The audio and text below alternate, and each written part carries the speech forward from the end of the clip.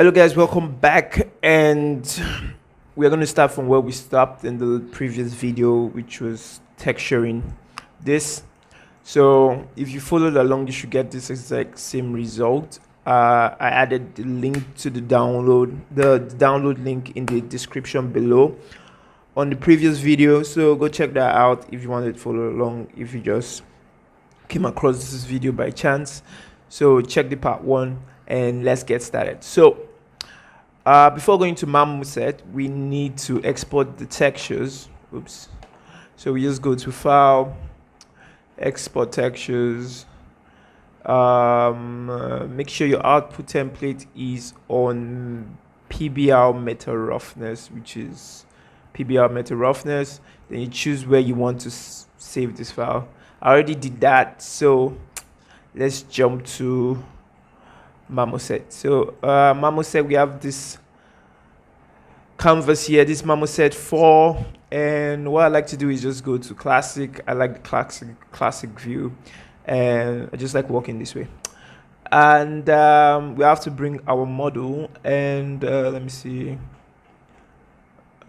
let me bring that. Yeah, okay, we have our model. Description in the previous tutorial, go check that out. And next thing we're going to do is just set up our camera, and what I like to do is just put this at 80, so we have this portrait view. And we can turn on use ray tracing. So it's going to turn on ray tracing. So this is why we have this, because it's actually ray tracing, it's actually rendering. And what next? I think we should add the maps now. So I'm just going to delete this. Oops, delete this, add this, call this mask, and apply it to the model. Then we'll go get our texture that we exported from Substance Painter, which I have here. So I'm just going to drag this. This is the color to the albedo, and the normals to the normals, and the color didn't go. The color to the albedo. Yep. And roughness to roughness, metalness to metalness, metalness. So we have this shitty looking thing with bad lighting, and we need to fix that ASAP. So what we need to do is I usually change my HDRI, but since I don't have the right to share that HDRI, I'm just going to go with what we have here so that you guys can follow along, and try my best to match what I originally have as much as possible to get that cool lighting. So let's do this. So what I like to do is just go to color, change this to black, because it's gonna be on the black background. Already it's looking cool. Stuff on the black background always looks kind of nice. So we have some bounce lighting coming up from the HDRI when we move it. So we have this blue highlight. We might just leave that there. Next thing I'm going to do is just start adding lights here. So I'm going to put the lights here, looking at it from the top. The best way to work with this is actually going to set up preset, what's this called? Preset mode. That way you have this, your main camera, you have this orthographic views that you can work with. And let me see if you press, I think Shift F, select the model. How do you frame this stuff? It's not. Okay, I'm just going to scale this. I'm just going to.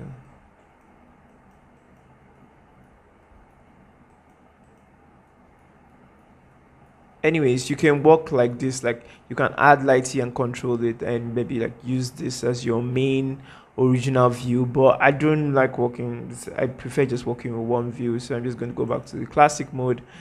And for in-depth tutorials, maybe I'll make a marmoset tutorial later in the future, but right now I just want to get this done. And okay, the next thing I'm going to do is going to render, and I'm going to go to output images, and I'm just going to change this to 1080 so that when I go to main camera and I do this save frame, I can see what I'm going to export as. So this is going to guide me as the framing for this image. So now let's start lighting. Yeah, and next thing we're going to do is just add the light. So we'll pick a view where we want the light to be coming from. So if we say we want the light coming from the top angle from here, and you just click this new light button. Yeah, so you see it creates a light from your view. So right now we have this light coming from this view. It's kind of far away, so I'm just gonna bring this here a bit, and I'm just going to increase the spot angle a bit, move this to the side a bit. Yep.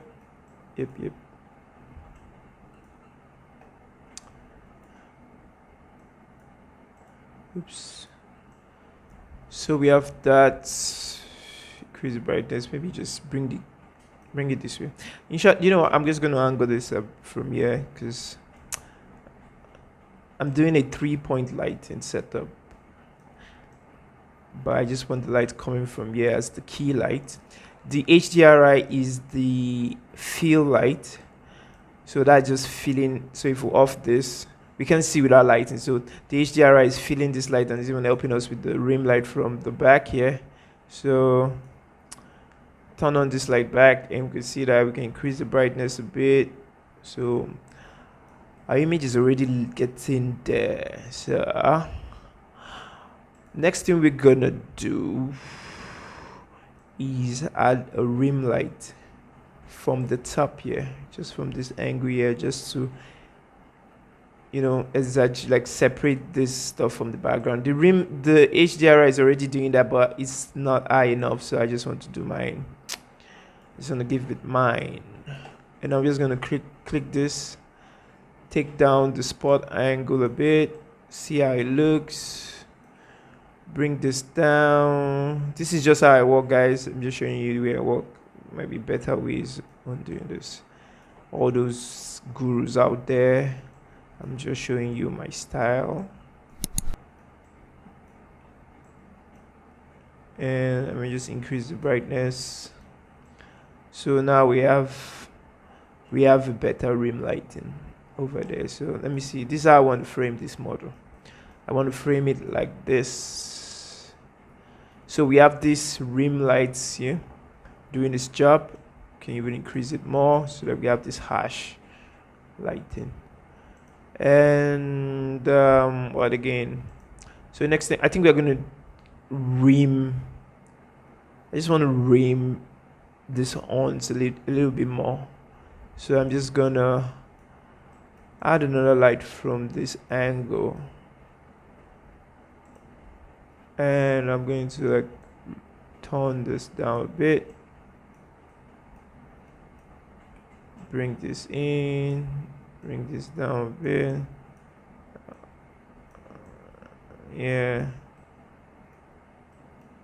Yeah, we're catching these highlights here. Let me increase the, we're getting there.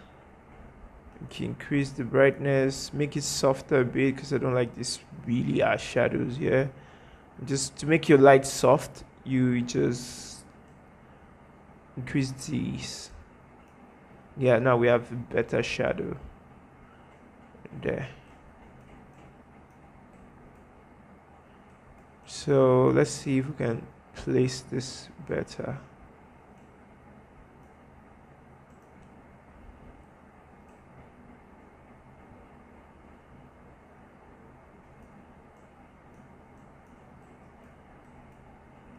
Maybe it's too soft here.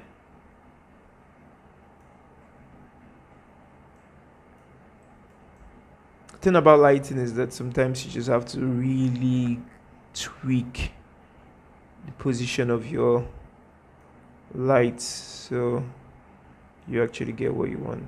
What I'm using to control this is just by pressing the W for move, E for rotate, and R for scale. So you don't want to ever scale your lights. So you just use W and E. So you can actually get them here, right here. Translate, rotate. So those are the shortcuts. Yeah, we have that. I just wanted to rim it a bit, not so much. So you can actually change the shape to like a rectangular shape, yeah, and maybe you see that it brings out the shape of the light, changes this from spot to like a rectangular shape. So I can do this. Yeah, I think I like this better. Yes, this is what I want. So we have this lighting up this part of the horn.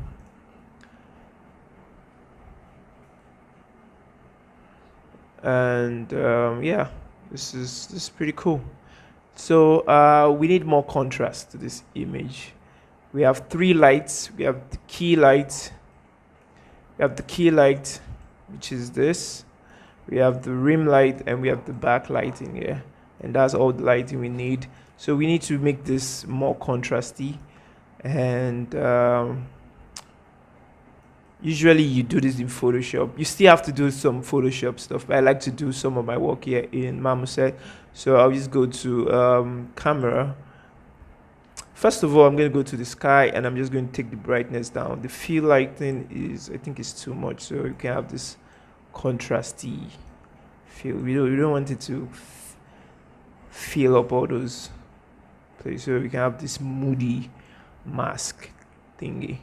So we have this rim lighting coming up pretty nicely now, and I think let's turn off the light 1. That's the key lighting.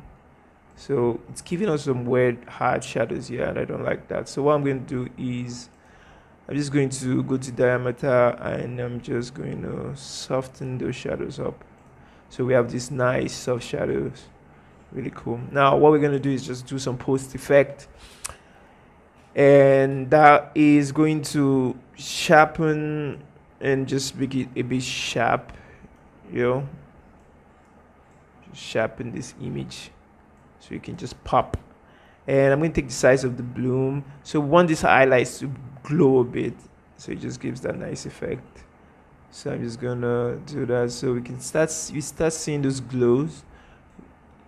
Oops. Yeah, take the size up, take the brightness up. Okay, yeah, it's popping up now. If you can see that, you see we have this glow feel coming up from there, but we don't want it that much, just want it a bit. And vignette, I'm not going to do any vignette since we already have a black background, and grain, add a little bit of grain. And saturation, I'm just going to pop the saturation up, take the contrast way up here, and yeah, it's looking nice now. And get saturation a bit up. Now we have some really nice stuff. Now, one thing I'm going to teach you guys, one lighting trick. Usually you see this, the joy here is fading because of the contrast that we've added. The joy here is fading to darkness, and that is terrible. So we need to fix that. And how we're going to do that is by using a bounce light. This is something that I learned from my digital photography days, and I implemented this down here. So what you're going to do is go to edit and go to plugins and go to generate primitives, yeah, and you go to plane, click on plane and click add. Now plane has been added to the scene. So if you click on this plane, let's zoom out a bit, and we have this huge plane here. So we're going to scale this down. So we're going to scale this down, yeah.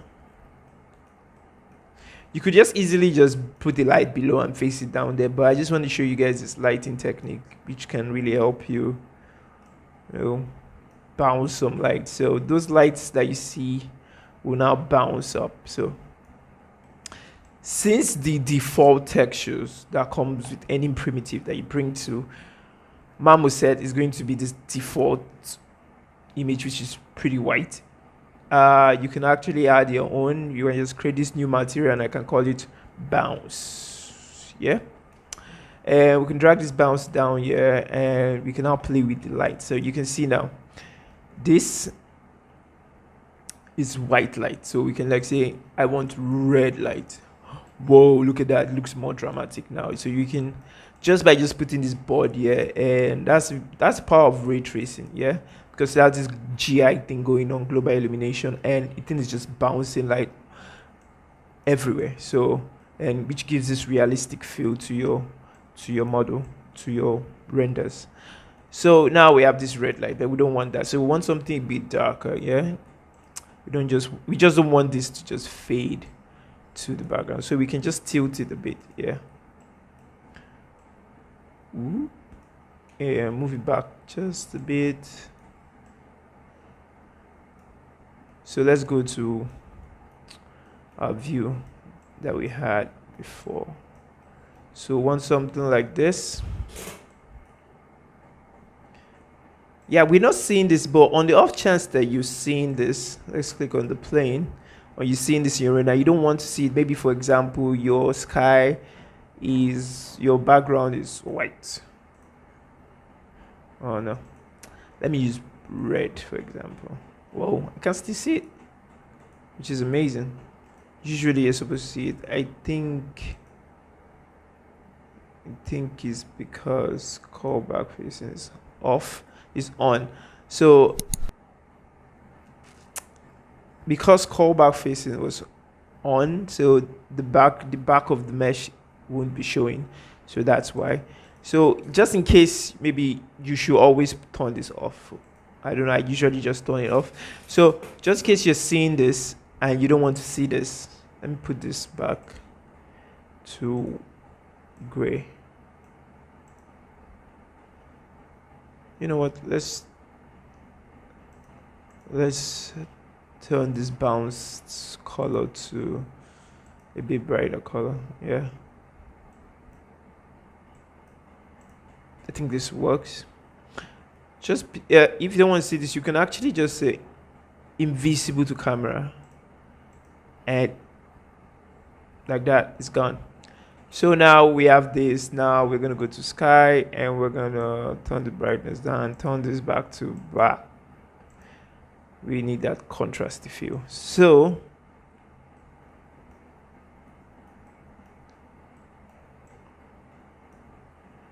and yeah, this is what we created in Substance, and this is what we have here in marmoset. We can go out, we can still go back to the camera, and maybe you want to add some depth of field. You can go to focus, go to depth of field, middle mouse click.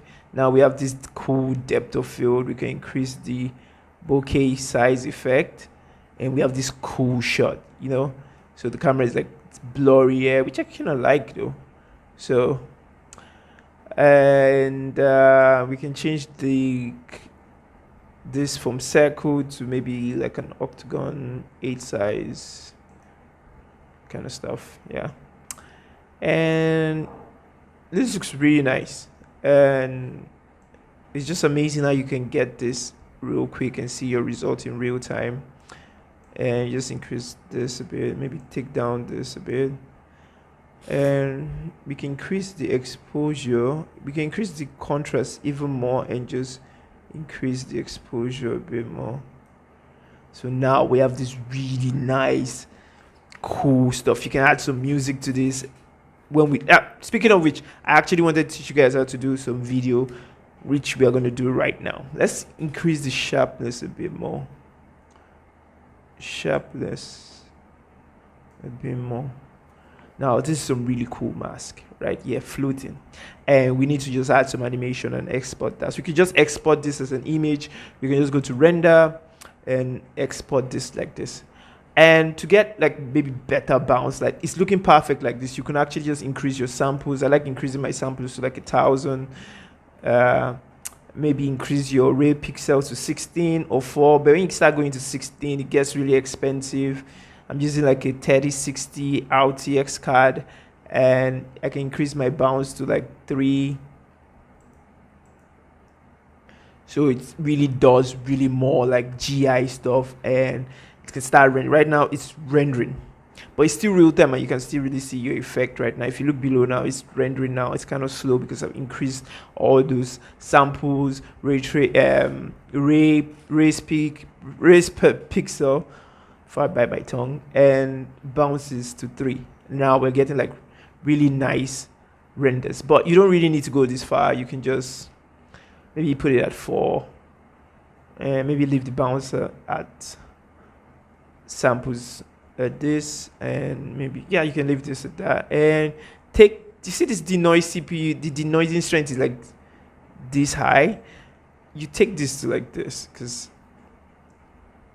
sometimes it really smoothens, it just smooths out the stuff, and I don't really like it. So it's just helping you denoise the image. So that's why we need this high samples, so that we don't need to like denoise this stuff. So that's why I put this at 1000, and yeah, it's rendering fast now. It's almost done. That's it, guys. So let's jump into the animation aspect of this video. Yeah, let's do that. So what I like to do is just go to animate preset, so it brings up this keyframe timeline stuff. So we have our camera, and we're gonna just click on the camera. In marmoset, if you want to animate anything, you have to make sure that stuff is selected, and you click on the camera, and you go to main camera, and you go to transform. Yeah, this is how I like animating. There are other ways to animate. I like using this graph editor to animate, because it's kind of really precise. Then using this, sometimes you can get really weird using this. So, and I click on keyframe, just select this camera, maybe just do a little bit of move, and I click on this rather. Don't click on this. This is the auto keyframe that if you want to animate, you can animate using this timeline. Yeah, but I like using this, so I click on this keyframe. So it's going to set keyframes for all the transforms. Yeah, and I'm just going to move my timeline to maybe like 3 to 4 seconds. Yeah, well, let's make it 4 seconds. Yeah, and I'm just going to turn this camera like this and create a keyframe on the 8 seconds. Oh, let's make it like 6 seconds. 7 seconds. This is a lot. So 7 seconds of an animation, and I'm going to just turn it back. Let's maybe turn it back like this, and I'm going to add a keyframe. So now, if we play back, so right now it actually turned off the ray tracing so that it can play back really well. So we can see our animation, really smooth animation, and it's good. So what happens here? So if you want it to like loop with this animation, you see it stops at 7 seconds. So, but 7 seconds we still have like a lot of frames here. So we can actually just scale this back to make sure it's 7 seconds. So 7 seconds, and if we play now, it's gonna play this really cool animation stuff. Okay, so that's what we get here, and don't worry, when you export, none of that's gonna happen. You're gonna get what you have here and looking nice. So this is just like a preview. Anytime you play animation, it's going to make a preview by turning off the ray tracing so that it can be, it takes off the workload from your graphics card. And I think that's it, guys. That's it. I'm just going to export this and show you what I did. If you watched the first video, you should have seen what I did, and I'm going to show you guys what I did with this. I did more post effect, you know, and let me bring that up real quick. And